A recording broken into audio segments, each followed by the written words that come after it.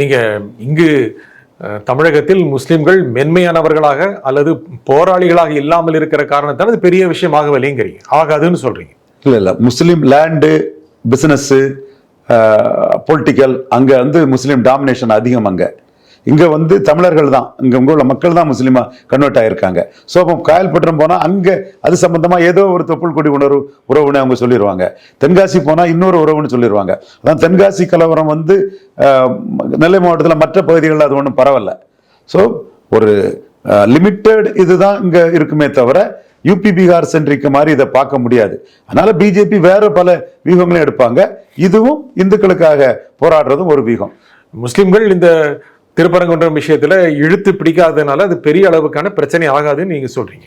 பெரிய அளவுக்கு பிரச்சனை ஆகாதது தான் திமுகவுக்கும் நல்லது. ஒரு லிமிட்டட் பிரச்சனையா போறதுதான் திமுக நல்லது. பெரிய அளவு பிரச்சனையானா அது ஹிந்து கன்சல்டேஷன் ஜாஸ்தி ஆக ஆக அது திமுகவுக்கு முதலுக்கே மோசம் வரும். அதிமுக ரொம்ப பாதிக்கும், திமுகவுக்கு முதலுக்கே மோசம் வரும். இப்போ அவங்களுக்கு நஷ்டம் இல்லாம கிறிஸ்டின் முஸ்லீம் கன்சல்டேஷனை திமுக கரெக்டா வினபிலிட்டி கொண்டு போயிட்டு இருப்பாங்க.